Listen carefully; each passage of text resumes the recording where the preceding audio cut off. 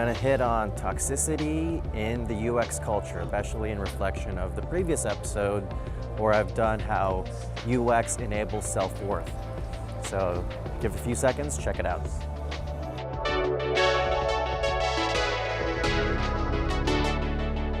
So in this article by Carly Syme that's called What Causes Toxicity in the Workplace, she lists 4 points.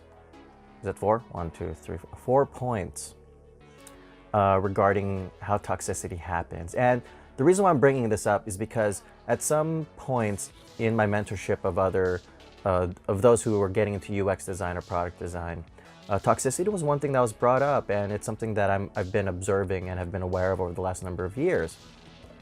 And UX culture is not immune from this.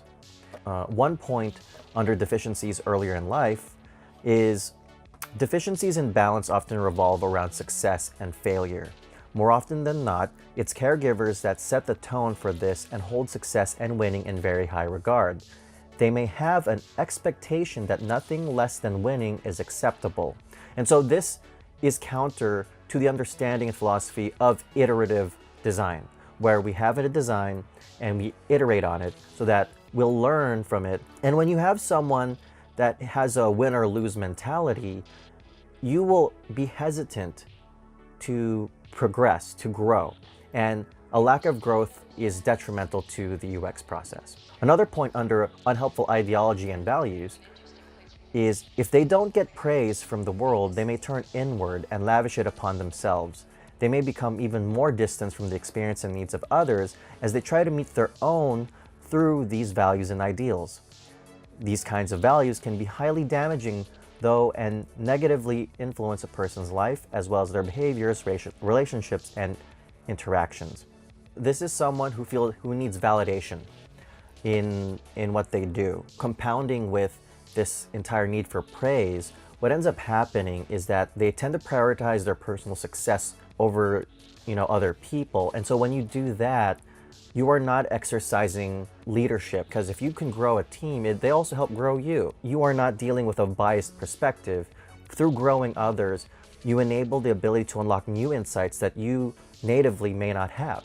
And Carly points out under lack of self-awareness that when an individual lacks self-awareness, however, they will work and live in a more robotic and thoughtless way, never questioning the how or why of who they are, never stopping to reflect on themselves and their experiences. And so a lack of self-awareness, they will go by procedure, but they won't know why they do it. When you don't really explore the whys, how do you really justify your work, your design? And you can say that you like something, or someone can say that they prefer this, but why do they do that? Do they know naturally the foundation of why that even exists? So when you learn those foundations, you can better argue your position and at the same time help educate others. And when you help educate others, you can further validate that process. And lastly, Carly points out ego. What's under a big ego is usually quite a fragile person who may have very genuine and deep-seated feelings of inadequacy. Toxicity arises when an individual doesn't dare to face those fears and feelings. We're looking at imposter syndrome quite often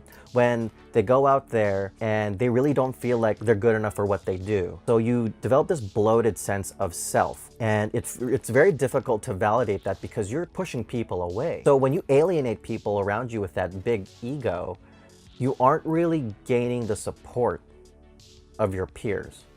And this is very problematic because when you lack a certain sense of support, you will, in a cascade effect, create other points that we've mentioned so far, and that kind of scenario will implode on you eventually. All these factors lead to toxicity in the workspace, and you should be very cognizant about those people who express these traits, whether it be a colleague or a manager.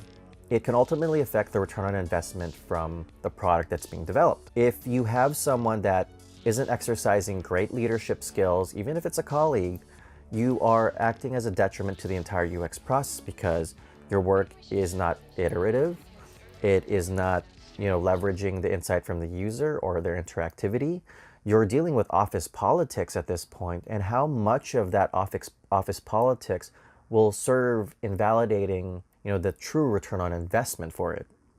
And that's something that you need to take into account when you're dealing with toxic people around you. And with all that, these are my gatherings and experiences. I'd like to hear your feedback on toxicity in the UX space in the comments below. Join me next time for more explorations in systems and culture. For Hourglass, I'm JB.